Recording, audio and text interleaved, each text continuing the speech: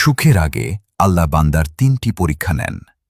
আপনার জীবনে কি এখন ভীষণ কষ্ট চলছে? চারদিকের পরিস্থিতি দেখে কি খুব হতাশ হয়ে পড়েছেন?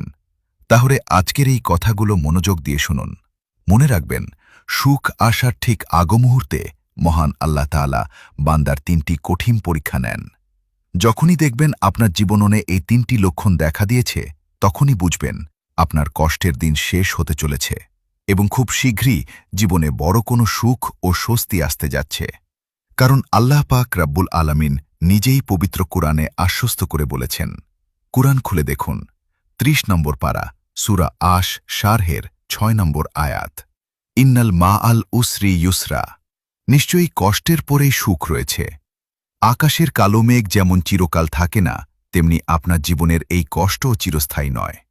এই সুখ দেওয়ার আগে আল্লাহ যে ৩টি পরীক্ষা নেন সেগুলো হল: ১. ধৈর্যের পরীক্ষা। আল্লাহ তাআলা দেখতে চান কঠিন পরিস্থিতিতে আপনি ভেঙে পড়েন কিনা, নাকি তার সিদ্ধান্তের ওপর অটুট ভরসা রাখেন। অধৈর্য না হয়ে আল্লাহর ওপর তাওয়াক্কুল করাই এই পরীক্ষার মূল লক্ষ্য।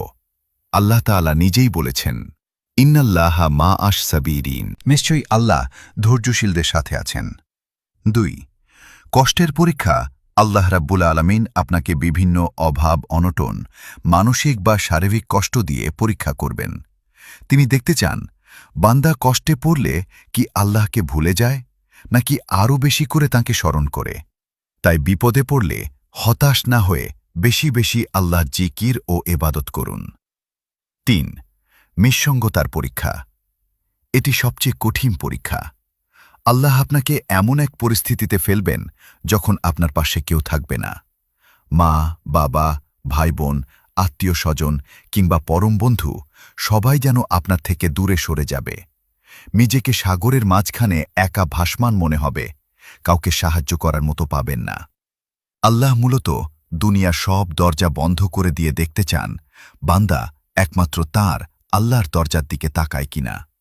কারণ দুনিয়ার সব দরজা বন্ধ হয়ে গেলেও আল্লাহর রহমতের দরজা কখনোই বন্ধ হয় না। শেষ কথা, এই ৩টি পরীক্ষায় যারা ধৈর্য ও বিশ্বাসের সাথে উত্তীর্ণ হতে পারে, আল্লাহ তাআলা তাদের জীবনকে অকল্পনীয় সুখ, শান্তি ও অলৌকিক নেয়ামত দিয়ে ভরিয়ে দেন।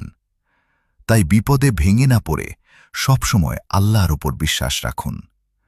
কষ্টের পরেই অপেক্ষা করছে আপনার জীবনের সেরা সুখ। ভিডিওটি ভালো লাগলে কমেন্টে আমিন লিখে শেয়ার করে সবাইকে জানিয়ে দিন।